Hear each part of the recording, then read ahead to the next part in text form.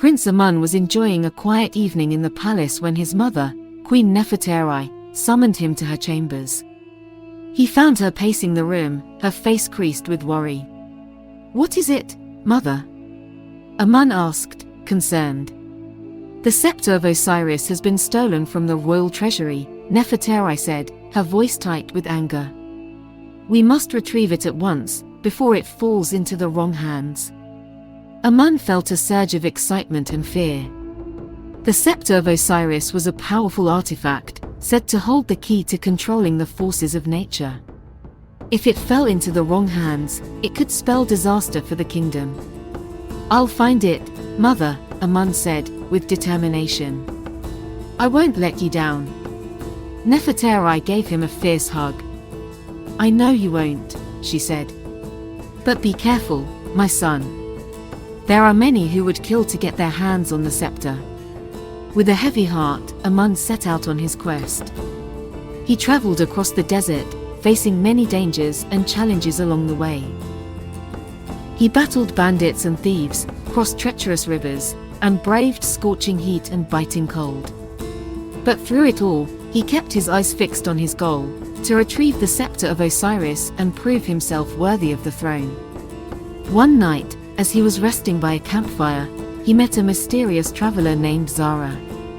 She was beautiful and wise, with dark eyes that seemed to see right through him. "Why do you seek the scepter?" she asked him. "To prove myself worthy of the throne," Amun said, his voice ringing with determination. Zara smiled. "Then you must be prepared to face your greatest fears," she said. "For the scepter is guarded by powerful magic, and only a true leader can wield its power." Amun nodded, feeling a chill run down his spine. He knew that the road ahead would be long and treacherous, but he was determined to see it through. Days turned into weeks, and weeks turned into months. Amun grew weary and his spirit sagged. But he refused to give up. He pushed on through blistering heat and bone-chilling cold, through sandstorms and hailstorms and raging rivers. And at last, he reached the Temple of Osiris, where the scepter was said to be hidden. The temple was dark and forbidding, and Amun's heart hammered in his chest as he stepped inside. But he forced himself to keep going, driven by his desire to prove himself worthy. As Amun made his way through the temple, he encountered a series of riddles that tested his wit and intelligence. One riddle asked, "I am not alive, but I grow. I don't have lungs, but I need air. I don't have a mouth, but I need water to survive. What am I?" Amun thought for a moment before answering, "Fire." Another riddle read, "What is always in front of you but can't be seen?"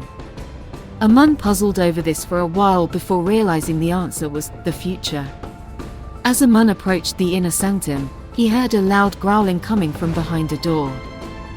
He cautiously pushed it open and found himself face to face with a massive beast with razor-sharp teeth and claws. Amun drew his sword and charged forward, dodging the creature's attacks and striking when he saw an opening.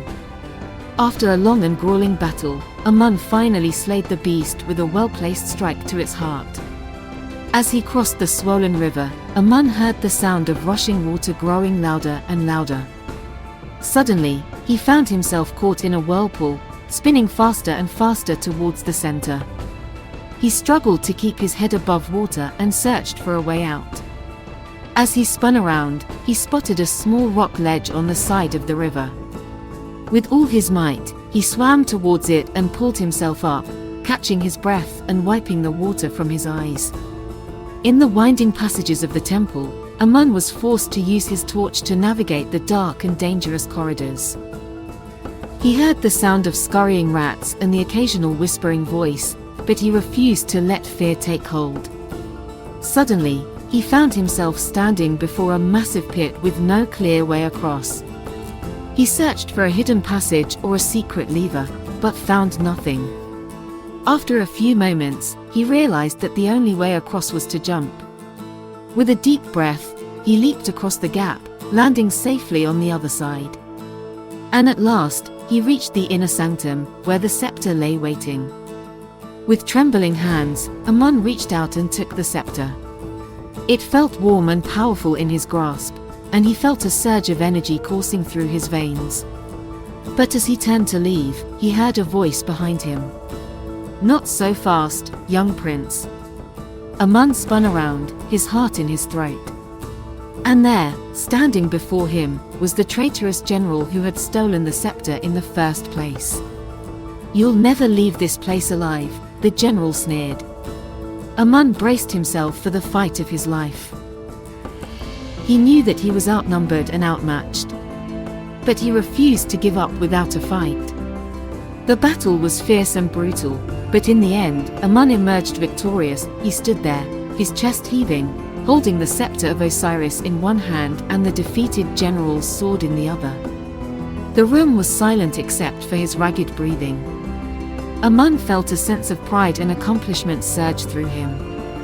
He had proven himself worthy of the throne, and he had retrieved the Scepter of Osiris. He turned and began to make his way out of the temple, feeling the weight of the ancient artifact in his hand. As he stepped outside into the bright sunlight, he saw Zara waiting for him. She smiled and nodded, as if to say, "Well done." Amun felt a sense of relief and gratitude wash over him. He had faced his fears and emerged victorious, and he knew that he could face any challenge that lay ahead. He returned to the palace, where he was greeted with cheers and celebration. Queen Nefertari embraced him tightly, tears of joy streaming down her face. "You have proven yourself worthy, my son," she said. "You have shown that you have the courage, wisdom, and strength to be a great leader." Amun felt a sense of awe and responsibility settle over him. He knew that he had a great task ahead of him, but he was ready for it. He held the Scepter of Osiris tightly, feeling its power coursing through him. And he knew that he was ready to be the king that his people needed. Thank you for listening.